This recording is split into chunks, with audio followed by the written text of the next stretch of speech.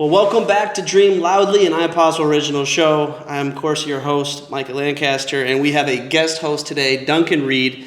Duncan Reed is a pro out of Hong Kong, and I'm just going to really quickly allow him to introduce himself.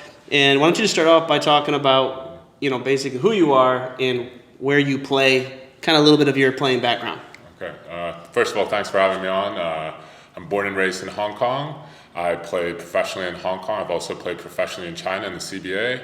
This past year, I joined the Bay Area Dragons. We're a guest team within the PBA, playing in the new EASL. So, been around Asia a lot. I played some college in Canada, and now I'm happily training with you in Michigan. So how many years of professional experience then? I'd say I'm in the realm of about 7 or 8 years. The Hong Kong league's in a Pro-Am league, but the Chinese league, obviously the CBA, is the highest league in Asia, so about 7 years. Gotcha. So Duncan is an experienced professional, has had a wide background of obviously playing, and he just spent 3 weeks training with us. And so what I'm going to do is I'm just going to first, let's just talk a little bit of the training that we just experienced. And then what I'd like to do is just kind of talk about just your view of training that's out there and where it all fits. We've had so many great talks while Duncan's been here. So just real quickly, why don't we just go back a little bit. What made you kind of arrive here for your 3 weeks of training? First of all, I've been following you guys for a while, and I had a pretty clear idea of my own weaknesses and what I needed to work on. And looking out into social media and the products you put out, I felt like we were aligned on what I needed to work on and the methods that you use to work on those. And then I also had some teammates that have trained with Impossible certified people, and they really recommended you guys as well. So the combination of those two things, I was like, I feel like this is going to be a great fit. So you've obviously been training for a long time you've trained with a lot of different people, yes. A lot of different trainers, well-renowned people, and kind of what is the main difference in which we provide that you've seen from just what else is out there and kind of where the balance fits? I think the main thing is that the accountability and the detail that you guys provide, you also have very unique methods that are going to challenge you, but at the same time, you can regress stuff and really drill down on those little things that you're struggling with. And I think that's such a separator to have a unique ability to teach someone and regress one guy in a drill while progressing someone else, and to use a method that you definitely haven't ever done before. And it's like a snowball rolling. As you pick up those little breakthroughs, the ball keeps rolling, and then you're doing things that you didn't think you could do because you're picking up those skills. Were you surprised at all at the level of weakness that you experienced, or did you kind of know going in it that you're going to be kind of thrown into it? I knew right away, and I think I was trying to hide my weakness, and to your credit, you're like, no, there's no hiding weakness here. You're going to get exposed. And it's basketball. Whatever you work at, especially if you work at it in a smart way, you're going to be better at. So I knew coming in, shooting and finishing, I was definitely going to be more comfortable with, but ball handling and footwork, I was going to struggle a little bit more. I didn't expect to struggle as much as I did, but I'm glad that I did. I've made such strides in areas where I'm weaker that I feel like if I would have hidden from that, I would have lost out on a lot. Yeah, I think you've made some of the biggest strides of any player that we've seen. And you're 33? Yeah. So 33-year-old pro, 7 years playing professional, and you picked it up quick. Shooting the ball. And you've seen some shooting specialists, and you've gone through different shooting programs. What was the thing that really clicked for you in terms of what we brought you through in shooting? Because you're shooting the lights out of it after just a few weeks. The first thing I think is just like, you guys have such an experience with shooting. You've seen every type of shooter, every person that shoots it in a different way. And just being in the gym, like, I felt a genuine calmness from you and Bryce from a psychological standpoint. Like, hey, you're a good shooter. Your tweaks don't need to be this big, this drastic. And kind of, for me, working on my weaknesses of kind of rhythm and some timing issues and some smaller things, but approaching it like, hey, we're going to break it down step by step. You don't need to stress about it. You're going to pick things up, and there are going to be like times where it feels like you're flying. There are going to be times when you're struggling. So you had that kind of calm environment to start with. And then technique-wise, I thought I had to fix a lot more than I did. And in my head, I was like, I'm doing this wrong and I'm doing that wrong. And Bryce was like, that doesn't really matter, because your overall shot is good. And even though we would like to tweak a little bit, this is what you really need to focus on. So you're able to put me in a better position to focus on what I needed to. I think one of the things that people are most surprised about when they go through training with us is, we say it a lot, is you can make immediate changes on things. And you can train for a week and be a completely different person from a skill perspective. But I think that's hard for people to understand because they're so used to the message and really the training that it's a grind and you have to do something for an entire summer or two in order to actually see results. But you've seen firsthand when you're really pinpointing on skill, that skill itself can actually improve. Have you been able to put that in words in terms of you're seeing tangible, easy to see results in a really short time? I think it's so tough to really put it in words accurately. But the thing that I say, and I've said to friends back home, like, no matter who comes in here, you will get better. Like, you can't not get better by training the hours that you train here and with the great coaching staff you have here. But as you put that time in to think about it, and if you're open to doing different things, like that ability to shift and have small breakthroughs, like I feel like when you're doing some other types of training, you might get one breakthrough over a summer or within a month. Here, you can have multiple breakthroughs within a week because you're working on such specific little bits of skill, and those little things add up so drastically. So as a pro, obviously, we didn't do any game situations. We didn't bring you through those types of things that you're very used to doing. How do you see, when we just touch on skill, we're talking about shooting technique, we're looking at footwork here, how your body is moving here, and just basically putting your skills to the ringer, bringing out the weaknesses, letting them flood up, working on those. How do you see that now flowing into your game when we actually didn't even work on applying it necessarily in a literal sense? I think the funny thing is that, I'm not going to lie, at first I wasn't sure how it was going to connect. But naturally, as you start picking up skills and as you improve different techniques, you naturally will feel this and be like, oh, this is in this scenario, I can use this. And because it's quite simple in one way, but also you have to be able to genuinely like visualize yourself in that situation. Like, okay, like as I'm doing this, I feel like, oh, within our offense, I have moments where I can do this. And the main thing for me, and I don't know if anyone else does that, like from a defensive standpoint, the people that I found the hardest to guard were doing the skills that we were working on. So I saw you demonstrate something and I went, holy, like that's what he did. That's why he was able to cook me because of how he did this. And so from a defensive standpoint, I'm like, that's why that move works. And then for me, like, how can I implement that? What was the biggest like aha moment when it came to your skill where you could feel like this is really going to help me right here? So there was two. One of them was we were working on a float dribble, and I have a teammate who does a really good job of attacking off the dribble with change of pace and using motion steps. And I always wondered, like, why is this guy so hard to guard? Of course he's athletic, but his ability to float and use motion steps is like, that was the first aha. And then the second thing is my whole perspective on space within footwork has changed. So how to accelerate within your space, how to hold your space. And from watching you and from working with what we're working on, my whole idea of how to be efficient within footwork and space has changed. Yeah, and I'm just, when it comes to space, what are the things that you feel have just been kind of the myths in your own game? Maybe that you've been taught, you've heard over and over again, that you realize, I got to completely change the way I think about this area. The number one thing is long steps. And for me, as someone who's not the best athlete, not like a really long limb athlete, I was always struggling myself to do longer steps.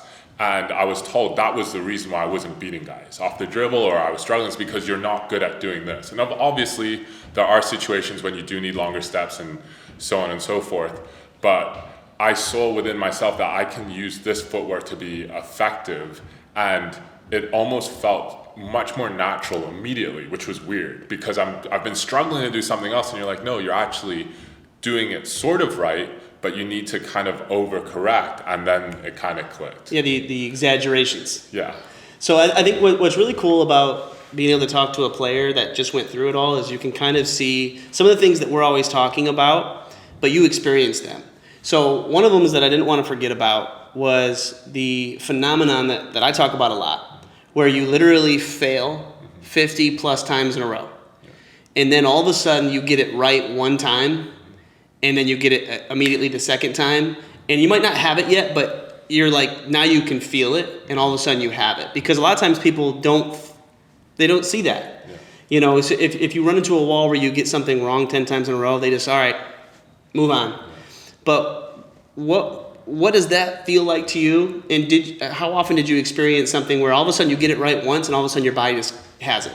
I think that was something that was one of the hardest things for me to kind of switch out of when I first came here, because not only do you not want to fail, you want to stop failing and figure it out immediately. Right. So you mess up a drill, you stop and be like, hey, what am I supposed to do? Instead of, let me fail 10 times. Let me try and find it. And then once you get that breakthrough, it's like, wow, like that, not only do you have it, you can feel it. There's such like a distinct feeling with nailing whatever you're working on, but that mindset shift of, it's okay to fail here. You're supposed to be failing. If you're not failing, you're probably doing it wrong. And what's amazing is that your body fails, and then all of a sudden it gets it right, and it's like, oh, I know how to do it now. Yeah. And all of the learning curve is over. That's what we always talk about. Skill training is a lot like learning how to ride a bike. You build the procedural memory, and once you learn it, you never forget it. Now you know what it feels like, so now you know how to practice it. And that's one of the things that happens a lot with skill training that's different, and why people really need to understand this, even if you are already good at something. Because you can do something in a game, but you don't know how to necessarily repeat it. You wait until it happens in a game again. Yeah. Right? So that would be like, this is my game, but I don't know how to practice it. And players experience this a lot, where they feel like, they might not feel like they're good in drills, but they're good in the game. But the beauty of this is once they can learn how to feel what they already do in a game, now they can take that skill they already have and they can make it repeatable and refine it. Did you experience some of that also? 100%. And I was one of those players where I felt I had such a disconnect between what I was doing in games and what I was doing in practice. And the things that I did well in games, I wouldn't do well in practice. And I didn't understand why. But not only that, like one of the things that we've talked about, and also me and Bryce have talked about a lot, is kind of feel versus real, and how as soon as you have that disconnect, you are never going to be able to get the results that you want, because in a game, you can do it correctly, but if you're not practicing it that way, you can't do it consistently. So one of the things I'd struggle with shooting in games is that I'd get that rhythm or that technique and I'd hit shots, and then I'd shoot so differently in practice. Even though I'd shoot okay in practice, I'd shoot so differently, I was never really that consistent across both fronts. And I feel like now, hopefully, like obviously with the season coming up, I can kind of connect those dots to where it's one kind of smooth kind of path, between the two. Yeah, it's so important that when you're training, that you're moving in the same type of way you're going to have to move in the game, where with shooting, we tend to train in this picture-perfect, optimal way. Yeah. And then we get in the game and our body, we don't have time to even do that a lot of times, or it's just not going to be comfortable in the flow of it. And so to be able to learn how to train and practice in the exact same way you're going to have to move in the game is really key. You obviously took a ton of strides, and you saw the benefit of this mixed in with what you do. And one thing that we're always talking about, we've talked about a lot, all the other types of training have their place. They're all good. It's just finding the balance. Our way is not the way, but it's a really important way that goes alongside everything else. But what do you think is like the biggest misconception that people have about this type of training? Maybe even you felt, you were a little nervous about something too. But what do you think are the biggest misconceptions about it? I think first of all, the thing I hate most about basketball culture right now is there's so much dogma. If you do this, you can't do that, and this is the way forward, and you can't do that training, when in reality you need so many different types of training. You need skill training, you need to be playing games. You've obviously talked about it. Small-sided games are great, but like the fact that some people are saying you really should, if you're doing that, you're wasting your time, like I totally disagree with that. Exposing yourself to different parts of training and different training styles are so good for you. And with this type of training specifically, I feel that, I don't know if this is going to make sense, but I'm going to say it anyway. Some movements are not natural unless you do them naturally. And it's such a weird thing to say because in a lot of different types of training, you are looking for a movement solution. And your movement solution, for the most part, at least for me and some of the people that I've trained, are the movement solutions that are going to feel comfortable and are going to be those movement solutions that you've done before or that you can get to. But to put yourself in a box, especially for me with some movements that we trained here, I would have never done that movement because it wasn't comfortable and it felt a little bit dangerous. You know what I mean? Not because I'm dangerous, I'm just an old, like, not that mobile guy. Like an inside step. Like an inside step, exactly. That's exactly what I was thinking of. But to put yourself in an environment where you can really drill down and hone in on that technique, I now feel that that is a movement solution for me. But I could have never gotten there, I don't think, without training this way. And I think for me, it's so funny because the way you train here, people focus on the wrong things. They focus on the tools. They focus on the different squares on the backboard, you know, everything that's very peripheral. The key is in the details and the knowledge and the depth of expertise that you guys have that there's so much to learn. Like we were talking about this yesterday even, where you can watch one of the drills you post and you'll get better by doing the drills. But having someone to point out the specific details and areas that you can do it better, that gives you that 10x multiplier. And that's what I found the most. And I really feel that there's so much that can be gained from training this way and with this level of expertise that will benefit every other part of your training. Yeah, I mean, the inside step, for instance, what you had just mentioned, is a really, really important one. Yeah.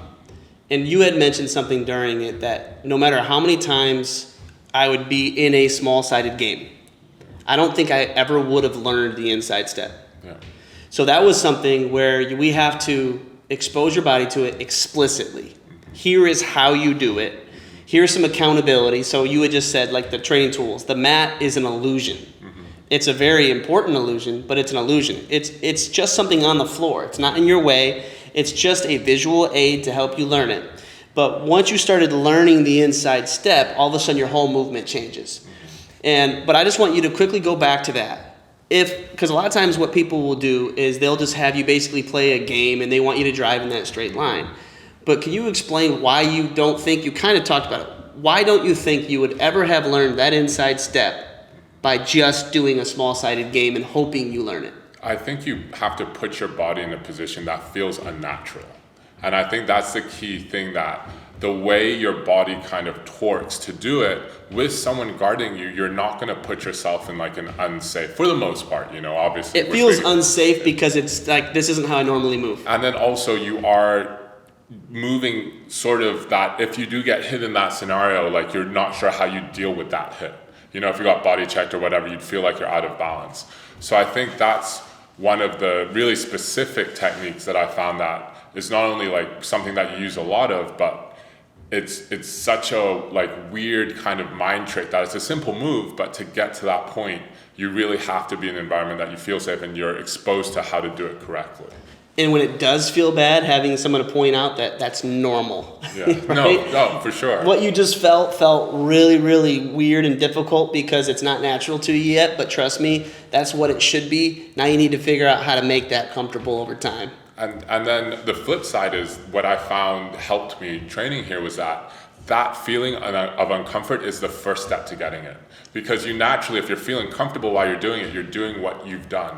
So for me, I was like, okay, this feels really weird and really uncomfortable. Okay, that means that I'm breaking my movement pattern a little bit. I'm doing something slightly differently, and then try and figure out that next step to like, okay, I'm failing, but it's a little bit closer. Until, like you said, the 50 fails, but across those 50 fails, you're getting closer to that one that you get, you know, and then boom, you got it. And that's the process that I found was like really beneficial for me. Comfort is what we're looking for, but we have to earn it in some ways. Yeah. Especially when it comes to movements. And so if we look at how the majority of basketball players move, and if we don't move that way, we need to figure out how to get closer to that. And so that's what you experience a lot. This isn't normal yet, but just inch your way there, and all of a sudden, once you get it, it's like, oh, now it's easy. Right. So that's a phenomenon definitely that you experience. That like your inside step is great. You're running smaller. You're moving like a completely different player. You're shooting fluidly. So we got that. Now let's back up a little bit and just go over really quickly the other types of training that's out there. You've experienced a lot of training. If you were to create a program like around it all, so I guess the first off, what are the different types of training? I think there's obviously game situational training, so guys that are going to run through pick and pops and different actions you're going to run on the floor, and then there's obviously more small-sided based gaming. So stay there first. So game situational, where do you typically, as a player, where have you experienced that the most? This is the thing, I've experienced it all over the place, but a lot of our team stuff will be based on that, and I understand why that exists, because you're learning how to play with your teammates within those scenarios. You're getting your spacing on the floor, and so because of that, not only is there no defense, the ability for you to be accountable within those kind of scenarios is, I feel like, is far less. Yeah. And so there's game situational training. Yeah. Typically coaches, there are some trainers who do it too. Yeah. Have you ever experienced trainers who do it differently than coaches, or you feel like most trainers who do game situational are kind of reviewing that? I feel like it's pretty similar. I feel like most trainers that do that are trying to do it in a way where you're being conditioned to do it while you're tired, and obviously I see the benefit for that, but there's not that much that I feel that is done differently. It's more about them trying to implement the technique that you've improved within that kind of arena. Yep, makes sense. So there's that. Then what other type of training have you experienced? I have experienced like small-sided games and like training where everything has a defender on you. So every type of move, you have someone guarding you, you have someone trying to block your shot, you have someone fouling, you have those type of tools where everything has someone either competing, whether it's a 3-on-2 or a 3-on-3 or certain constraints you have. And I enjoy that training, but within that, I feel that when I was trying to drill down on my technique, I wasn't able to. I was finding solutions and I would make shots, but like you said, that consistency and knowing what I was doing and reproducing it, I found it really hard to do. Did you experience any of it when people are guarding you? Because I try to get to explain this a little bit to people, and maybe you haven't felt this, but have you ever felt that having someone guard you almost felt more fake? Yes, for sure. And not only that, it's the way that people guard you. Because if you're on the floor in a game, depending on the situation of the game, the person's going to be in help side. So when you catch the ball, they're not going to be hugging you, or whatever situation spacing wise. The game is so different to that type of defense that of course there's benefit to it, but it's not as game-like as people say. Like if I'm sprinting down in transition, you're going to give me a buffer. You know what I mean? You're not going to be right on my hip every single time. Obviously, there are scenarios when you're going to do that, but I feel that doesn't always translate because the game is so fluid. Right. I've seen it so many times. I'm coming in, I'm training an NBA player, and then on the other side is a staff guarding an NBA player. And a lot of times that staff member, he might be one of their bigs who's 50 years old, like a old NBA big, or he could be an intern that's 5'7". And they might even have long paddles, which we use foam rollers for. And so they do have that type of stuff, but they're like driving by and they're like, all right, come on, keep up with me. Or they're being overly physical. And so the offensive players they know they're going to score. Yeah. Do you experience challenge with that type of work, or is it just kind of, I'm just going to get a bucket? I think personally the tough thing in that scenario is that it does have its place, and getting those reps with someone guarding you with kind of lower intensity is good and has benefit. But the difficulty is, at least I felt personally, was that the accountability of space and timing is what kind of, in my mind, can sometimes lead you into a false sense of security. Because a lot of times if you're posting up or if someone's contesting that shot, your speed of release, the angle of release, all those different things, you never know if you're really separating enough or finishing enough. Obviously at higher levels, those guys, they've got it down. But for me personally, especially when I do stuff in the post, I'd always be wondering about, am I getting enough separation? Am I releasing it with the right timing, with the right tempo, these types of things? And I felt that even though I would be getting reps and I'd feel confident because I'd go 8 out of 10 or 9 out of 10, in the back of my mind it would be, am I getting challenged enough? Am I being put in a scenario where I know for a fact when I do this in the game, I'm going to get enough separation. I am going to release it in time. And I think that's the weakness for that type of training. So where do you think that training is best? Is it more of a team thing again? I think that's more of a pre-game scenario. Okay. Like where you're getting reps.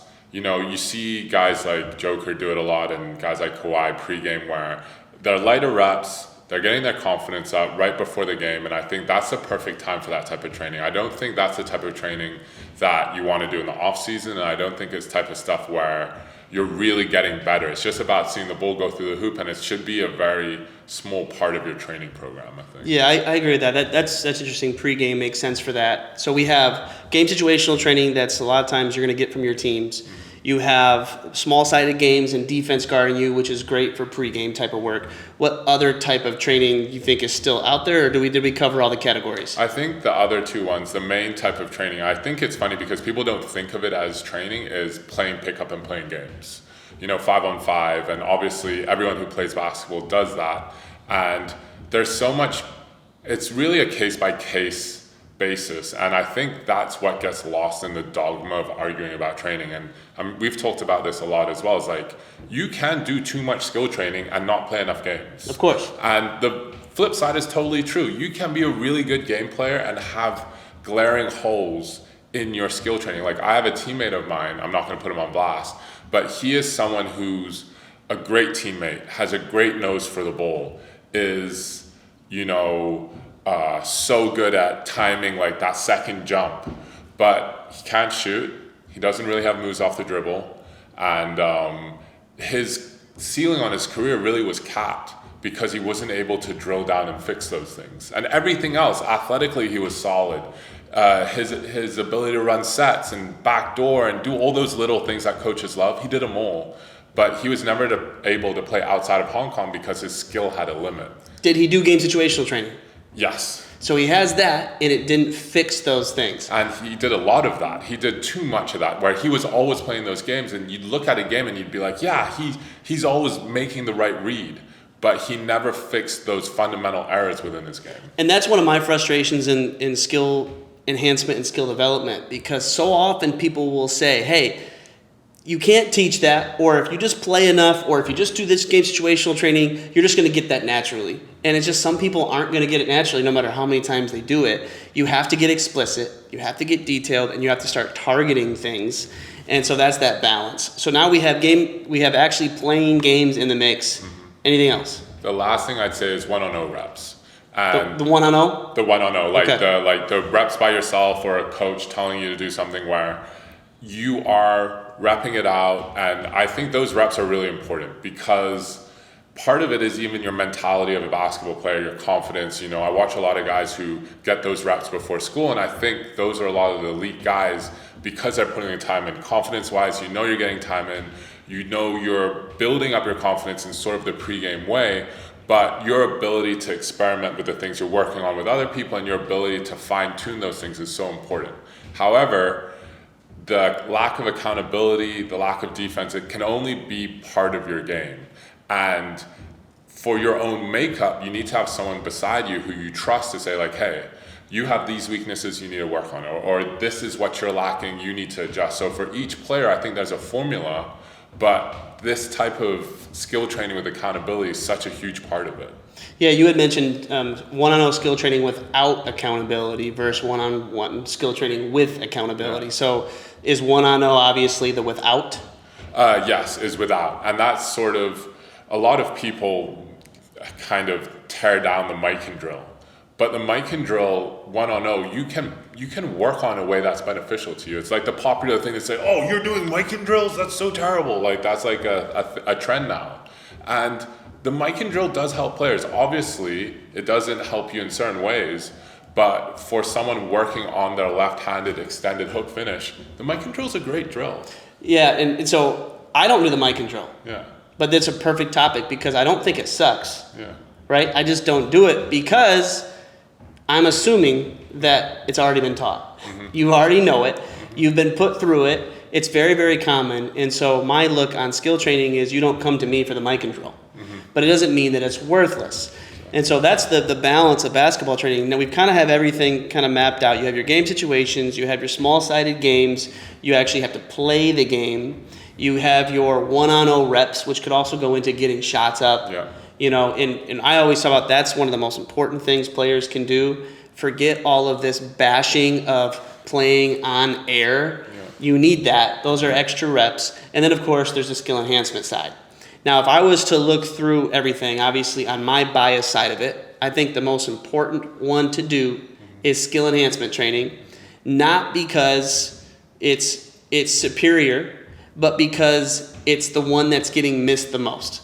I think the most common, I always call it common bread and common water, is going to be the game situations and small-sided games, because you're getting exposed to that all the time. And when you're playing a game, you're getting exposed to more of that all the time. And so the two most important ones then that you're not getting enough of would be skill enhancement training like we do and 1-on-0 training by yourself, because the other stuff is going to take care of itself. So that's my opinion of it. But from a player working with a trainer, I'm not going to put you on the spot in terms of naming who you've worked with and who you liked and who you didn't like, none of that. I just want to ask you a really, really simple question. Would you pay for it? So when it comes to game situational training, would you pay for it? Game situational training, for the most part, no. Because you're already getting it? Yeah, because I'm already getting it, and also I feel that it's something that's implementable by me with having teammates, with other people. We can work on those things together, and even though the details might not be as good as someone who does it, I feel that you can implement it without cost. Yeah, I agree with you on that. And that's why a lot of times I talk about NBA players, a lot of times do expect training for free, because the type of training they're looking for to manage their game is a lot of times game situational training at their point in their career. Manage their game, they're already getting their certain spots and their shots, so they just want someone to rebound for them and go through their role. But would I pay for that? No, so that's why a lot of times they expect it. Now, when they want our training, it's a different mentality because they're coming to us for a specialty.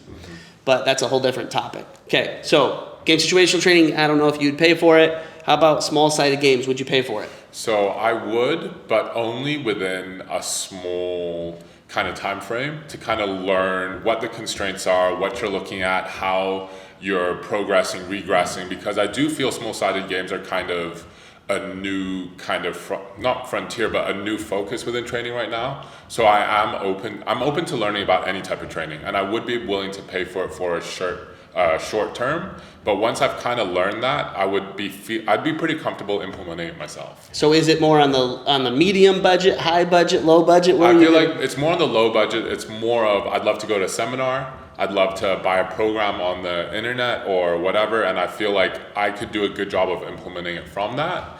And I feel like more freedom with that. So I think in the low to medium, I'm not going to say I'm not going to pay for it, but I'm also not looking to consistently pay for it. Now, are you going to pay to get in some open runs? Are you going to pay for pickup? This is the thing. I also have a very different perspective because basketball culture is so different all over the world. I would pay for an open run in Hong Kong because there are so few high-level pros. There are so few guys that can play. Like, I know everybody in Hong Kong is playing at a high level, and for all of our schedules to align, it's so hard.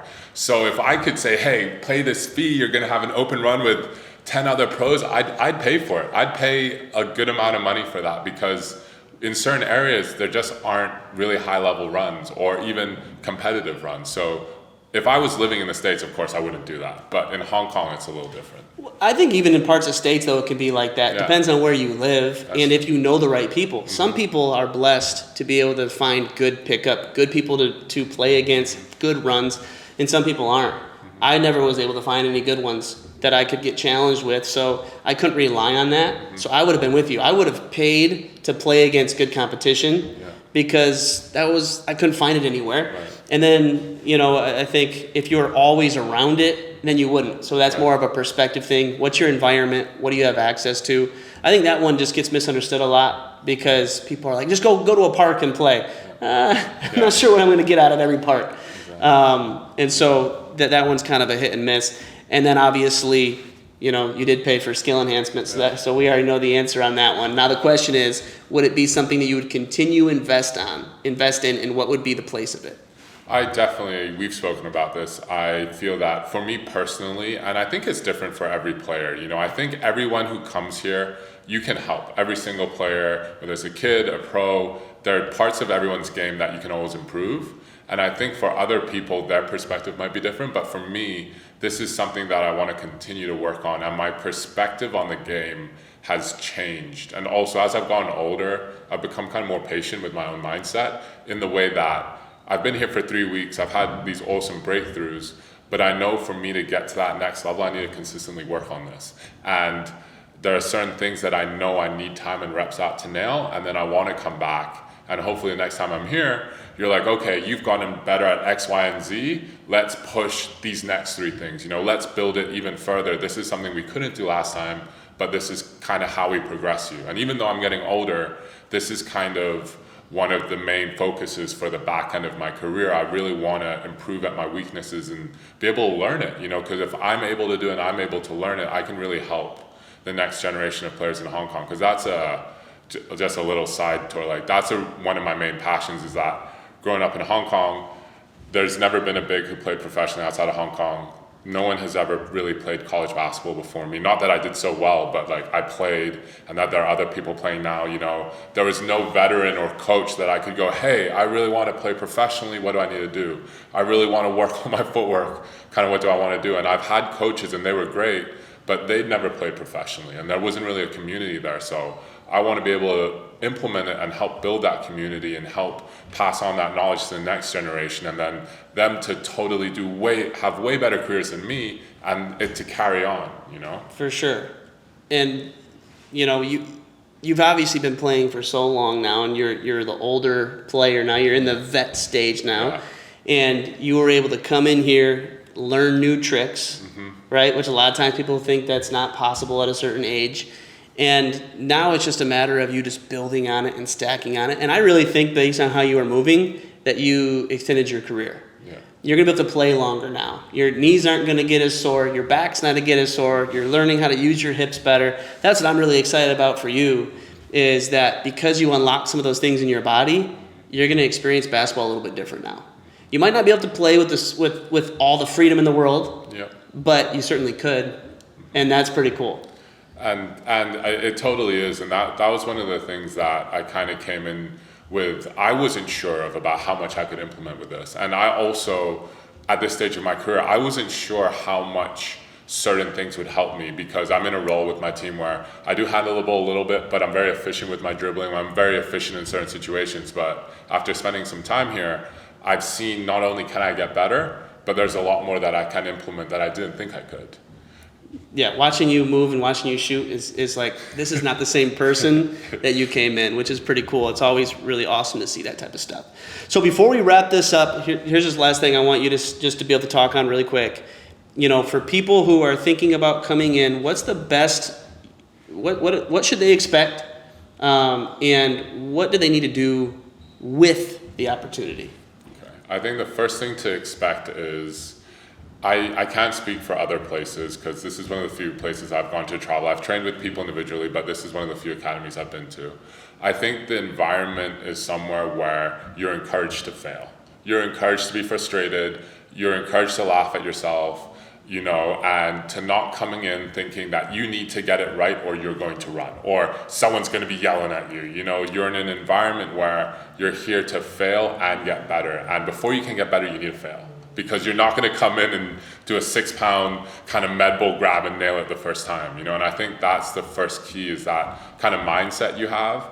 And then the second thing is to come in and really have an idea of the certain weaknesses you have in your game, and that you want to improve them and how you want to drill down on that.